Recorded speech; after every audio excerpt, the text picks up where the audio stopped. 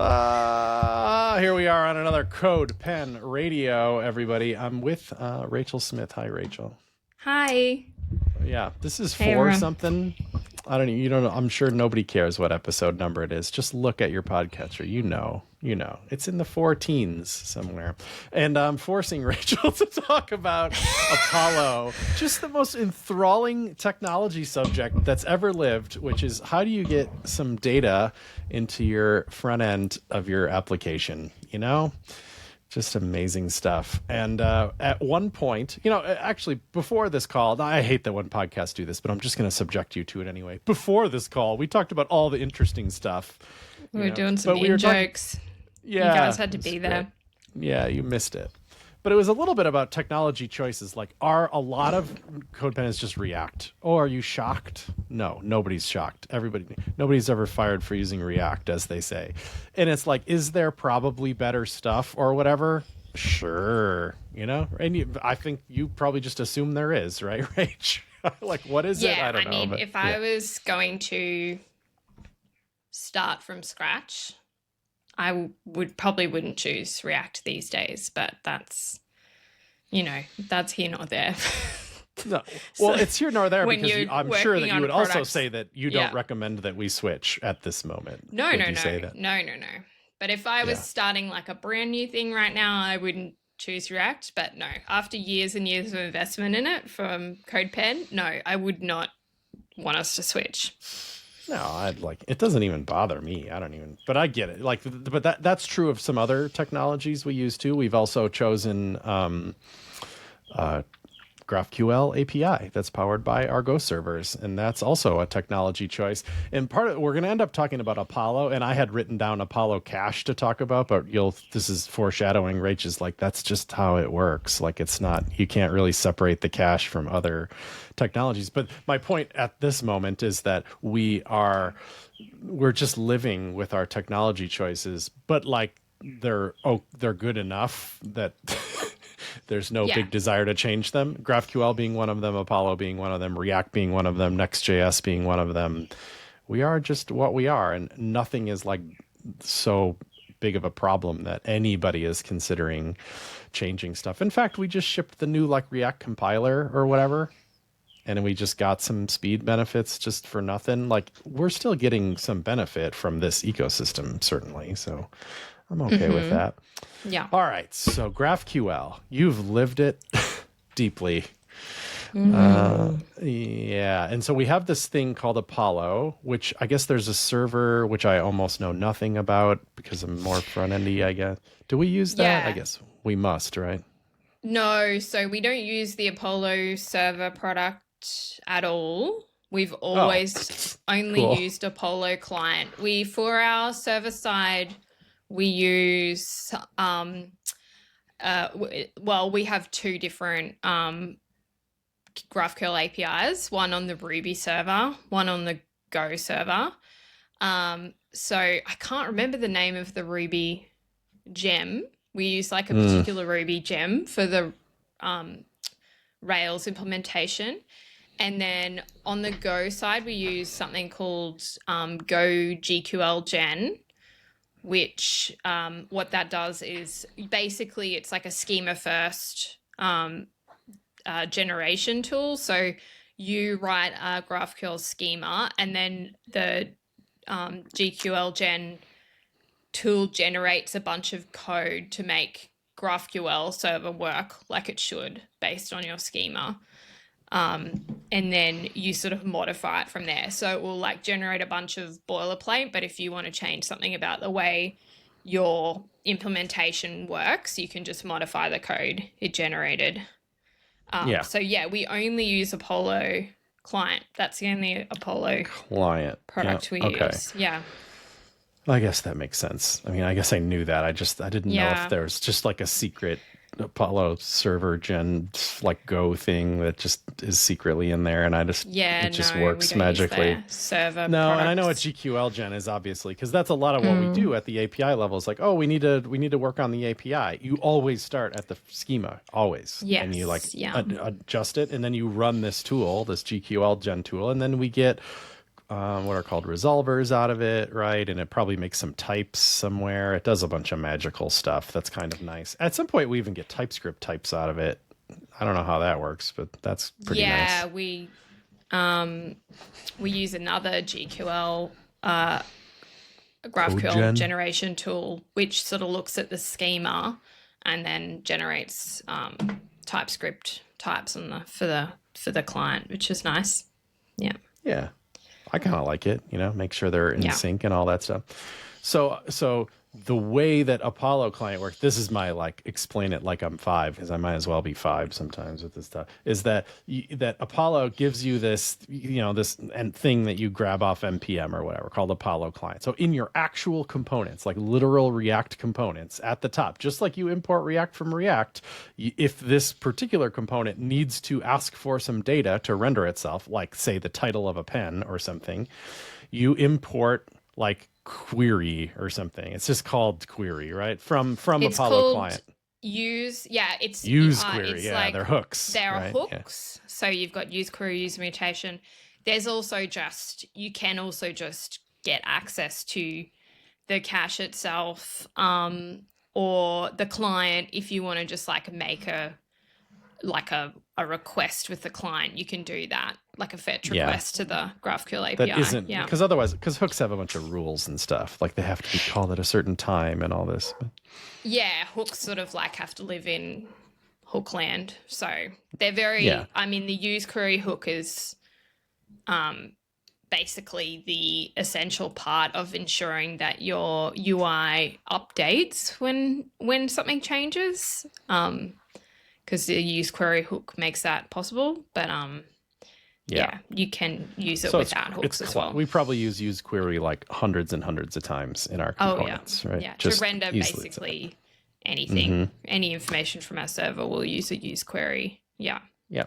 And so we have this API that's just full of every piece of data that you could possibly ever want on CodePen. And so we don't have to get into all that, but you kind of design that API to be useful to you, because that thing can return whatever you want it to return. It's not necessarily one-to-one with a database table or something. It can just be whatever. No, that's one of the selling points of GraphQL. It's the idea of having this API layer in between your data model, your database data models, that is more thinking about what does the client need? What are your customers trying to do? What are those stories? And you can sort of design an API that fits all those use cases, rather than what does our database look like? It's sort of yeah. And we do that, and you encourage us to do that. What is the graph? It's being smart about stuff like that, and how it nests within each other. It can be interesting too. And anyway, so that's the API. Great. Now we pull in this use query hook, and the thing that you have to give the use query hook is a query. And so you literally write a file that's called you maybe have penheader.tsx, and then you have penheader.graphql and penheader.module.scss or whatever. You have all these individual files that are in charge of rendering the component, styling the component, the data for the component, all this, and they're all co-located, and I just like it. It's just a nice way to build a little component system, I guess. And okay, so then what was so interesting to me is that you don't, with this approach, is almost like a mindset with these GraphQL query files. There could be 30 components on the page that all care about the pen title for some reason. And you don't have to give two craps about being efficient with asking for that title. If you need the title, just ask for it in the GraphQL file for the thing. It doesn't matter. You don't have to worry about 30 network requests for title happening, because we just submit ourselves to Apollo. Apollo will just make that efficient somehow, right? Is that fair to say? Yeah. It sort of, it will, in any particular moment, it will be handed a bunch of queries to do, and it will sort of go through those and combine them. So, and that's because you have the graph, it's able to do that. Like it can look at the graph, look at your queries and go, oh, yeah, we'll just get everything, like we'll smush all these queries together and we'll make one query that gets all of this information, and then we'll hand back all of those bits and pieces back to the components that asked for them. Yeah, that to me is already like very cool and useful and Yeah. amazing to me. And also like maybe makes me feel a little stupid because I'm like, this seems like very great for what we're doing. So like, why is it not cool anymore? Like GraphQL seems to like be going out of favor, and you're like, well, what do you do then? Because this rules, I think. Yeah, I think it's like probably overkill for a lot of people, to be honest. Like I feel like a lot of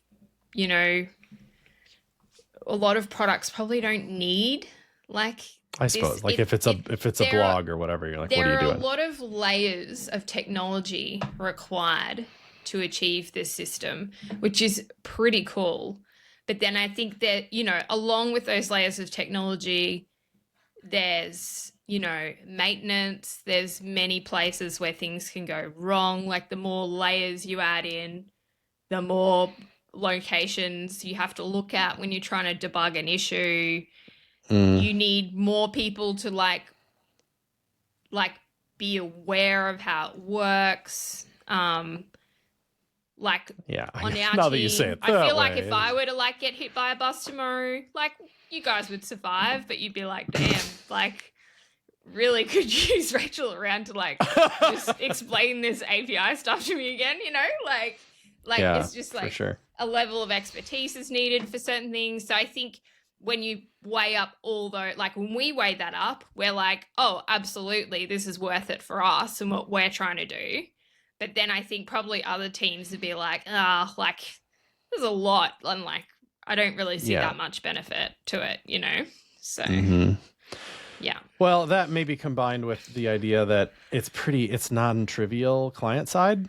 Like React is already people point to as being like a little bit heavy, although, perhaps the extent of that is exaggerated, I think, but it's more like what you're doing with it. I don't think it's React itself, but Apollo adds a non-trivial amount of weight to the front end too. But it does all this efficient network stuff, right? And then this is the part that like I find extra interesting. It all comes back, and it hands it out to the components that need it, which is amazing to me. And then the React model kicks in and like re-renders if it needs to, or renders for the first time, because a lot of our components just like bail out on rendering if the data's not ready, right? And so it might be rendering for the first time.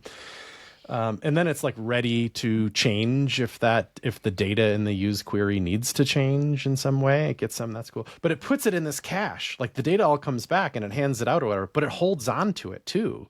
In this interesting way that you explained to me, that's like you can control how it's indexed and stuff. But if you have an ID attribute, which we do on like tons of stuff, right? It just is kind of like auto ready to be asked for again. So it's like if a component re-renders, which React is like, that's why you use React a lot. The components re-render all the time.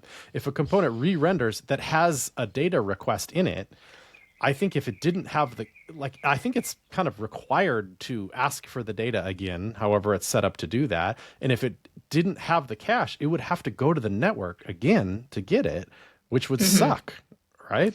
So like this model like works pretty nicely with the cache. Yeah, you need a cache. You need the cache layer to prevent, like excessive requests. But you also kind of need it to keep this like observable situation where like, so if component A requests the title of a pen and then component B updates that title and then it like gets the new version of that title, the value of that title changes in the cache, and that is the mechanism that tells component A something's changed.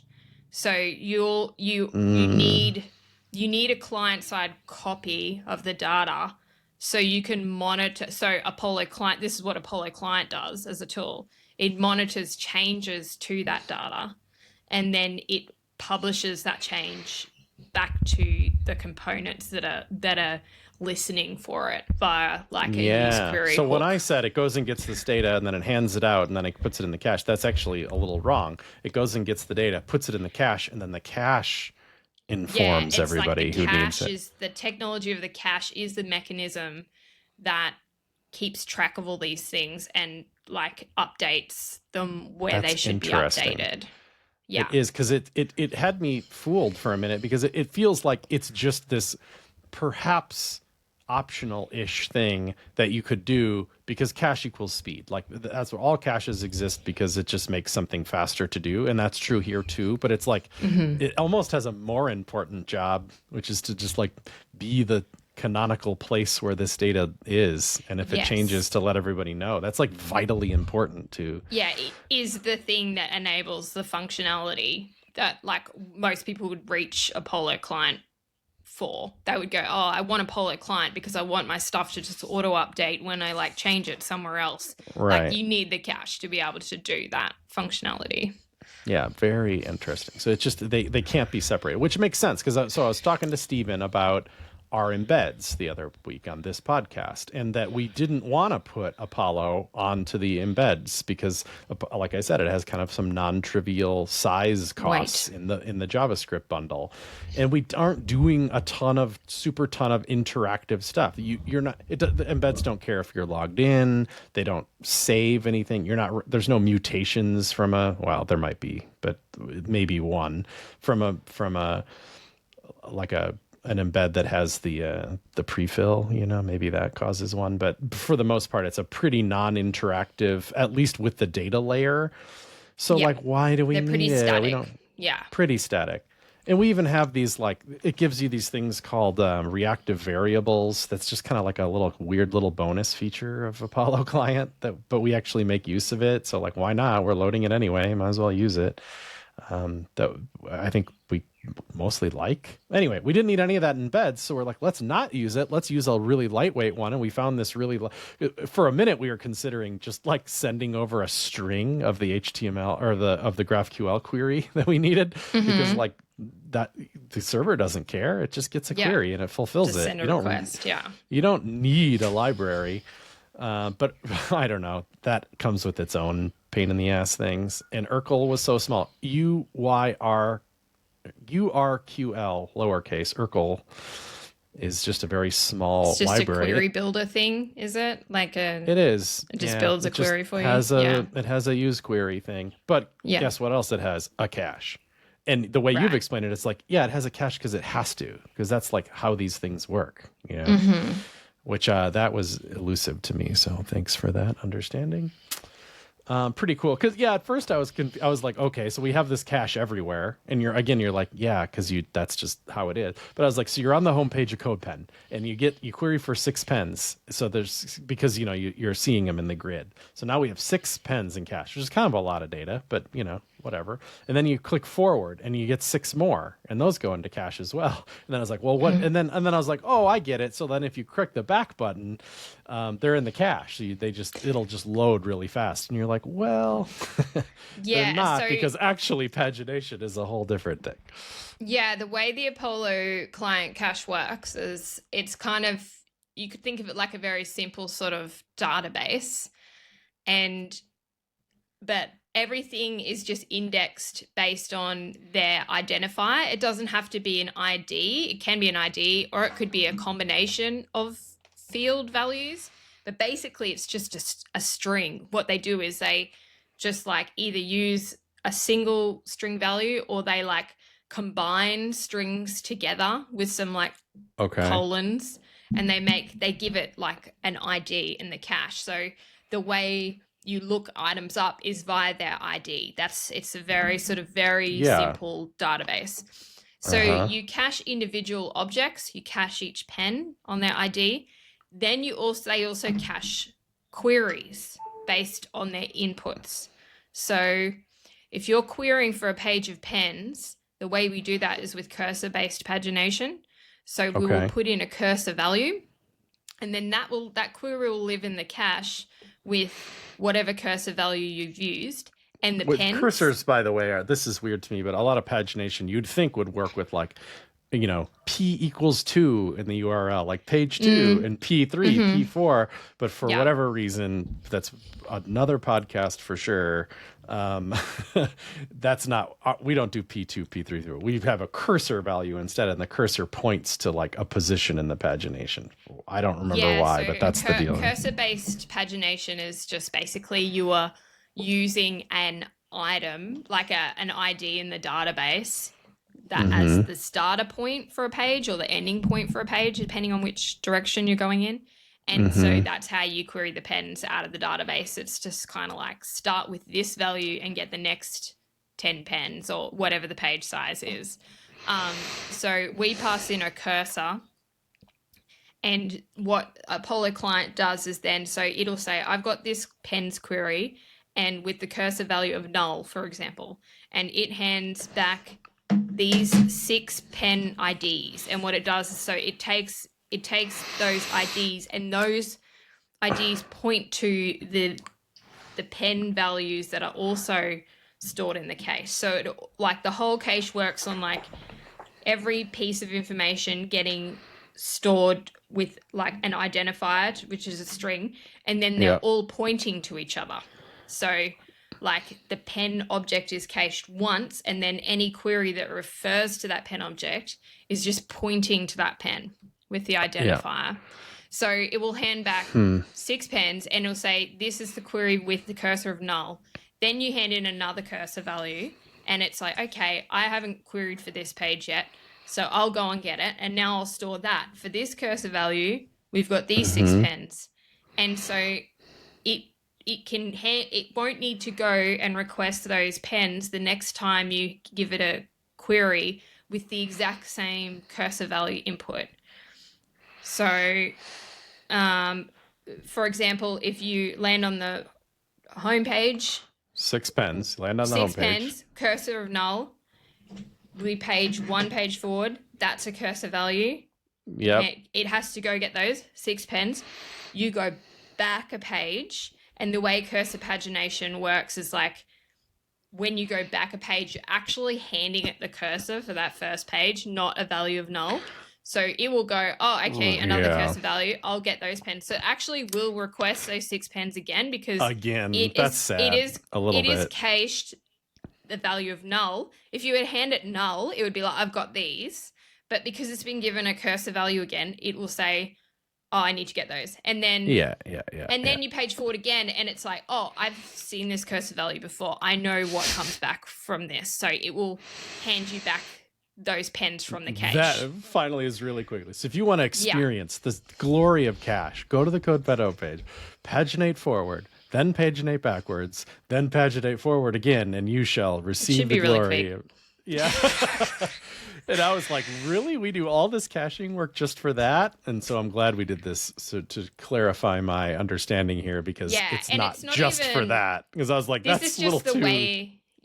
this is the way that Apollo... that's how the Apollo client works by default. So in terms of work on our end, it's not really. We didn't have to do much work. We just asked for the pens, and then it's storing them. Where most of the work goes into is thinking about organizing your data in such a way and indexing it in the cache in a way that's going to be the most useful for you, because at least you could screw that up stuff, at least with our stuff, like just indexing everything on its ID is not going to be enough to do what we need to do, especially in the new editor. There's lots of different, especially with pen versions and like the versions of each of those pen files. There was a lot of thought went into like, what is the identifier on each of these pieces of information that will identify it in the cache? Because you want to, one, be as efficient as possible, but also you need things to like refresh when they're supposed to, like invalidate in the cache when they're supposed to. You don't want things to get stuck in the cache where like the client's like, oh, I've already got this file. It hasn't changed, And it's like, no, it Yeah, definitely did I noticed we change. do have to sprinkle that stuff in. Like isn't there some kind of directive in the use query where you can force it to not use the cache if you're like really yes, sure that you want it? you can do. You can tell it not to behave that way, but the more complex part of it is thinking about how each piece of information is stored in the cache and how you will like point to that piece of information from other objects that require it. So That sounds complicated. It's almost like trying to design out a database on the client. And so is that a schema too? Do we have some file in there that I've never seen that's like so we have the design of the client cache? Side only schema that like tells the cache how to behave and how things should be structured, what should point to each other, and that sort of thing. So there's a whole client only GraphQL schema that's involved in that. Yeah, right. And we have tests and stuff. That's always a classic where we're working on something and then the tests break, and it's because these like cache snapshots no longer reflect like the data's changed. Yeah. Yeah, that seems a little like that's almost like a thank God for AI, because it usually has a pretty good suggestion on how to fix it. Yeah. Yeah, it's a bit like how when you add a column on your server-side table, you have to migrate the database, but also a bunch of other things that, like we're using that table or testing that table. And so it's the same thing on the client. If you change the structure of a table on the client, it's not a real table, but it's just like the shape of an object, then, you have to go and change all the tests that were, set up for that and any code that's referencing that. So it's non-trivial when you move something. It's really this something. combination of technologies, as I'm thinking of wrapping this up here, that like if we didn't use React, this would be less useful. If we didn't use, like there's all this stuff that combines together to be pretty useful. Like Next. Yeah, I feel like you would only reach for GraphQL if you were using React. I don't know. I just feel like they just kind of go hand in hand. Right. As perhaps they do. Yeah. So we have that going on, and that's fine because we'll benefit from some technology synergy or whatever.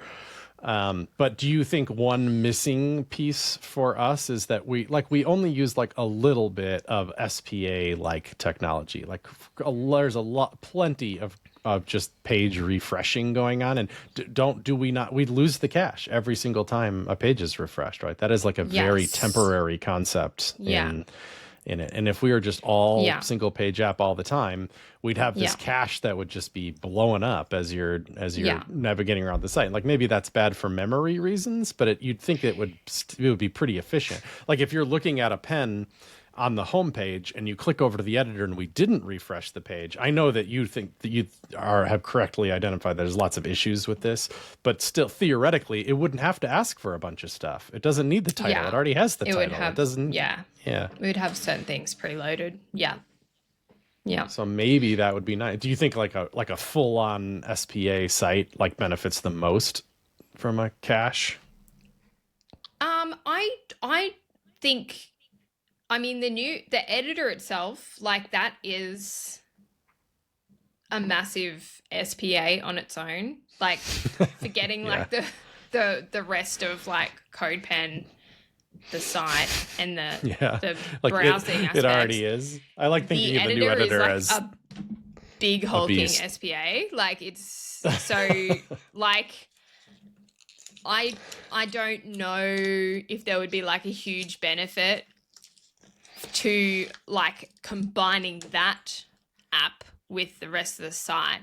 There'd potentially be some benefits to, like on and we probably will in the future, like when you arrive on the home discover page, you have the home page, you can have like trending or your work, like there's these different options of like what you want to see on your homepage. We could probably benefit from like combining that sort of experience into, single page app. There'd probably be some performance boost from that. But as from like going from the homepage or your work straight to the editor and having those two be the same app, I feel like it would be a bit of a headache and like probably not the biggest, performance boost, because that's the one that I'm like really interesting, because it seems like it would be so cool if that loaded so quick. Needs so much more information about a pen than just what we render in like a preview, that it would kind of be like, okay, maybe it would render the title straight away, but like load all the code and like just all the permissions and all the pen settings and just like all this stuff, like just that won't be in the cache before you actually fire up the editor. So yeah, that's true. But maybe some like, maybe there's more a general different way to think about it, where like the chances of any session on CodePen hitting the editor at some point is really high. So like, what could we do if the first page you did on CodePen was the home page or whatever? Could we be like preloading stuff that's related to the editor so that when you hit the editor, it feels a little more instant? I'm just imagining a world where you click from the homepage to the editor and it feels like really, really fast. It's not that it's slow now, like we're shipping the way it is. It's like not bad. It's fine. In fact, in my opinion, it's quite a bit faster than some of our apps in the similar space that we're in. But what if it was like really, really fast? Of course, that's just, I don't know. Preloading might be the answer. We'll see. Well, thanks, Rach. That was really cool. I understand things a little bit better. No worries. Yeah. Sometimes it's a little embarrassing. Like, shouldn't you know that? You're like, no, I'm busy. There's too much to keep track of, honestly. We have so much going on at CodePen. There's too much. A little bit going on. Pretty good. All right. We'll talk again soon. Thanks. See you later, everybody. Thanks, Bye-bye. Chris. Bye.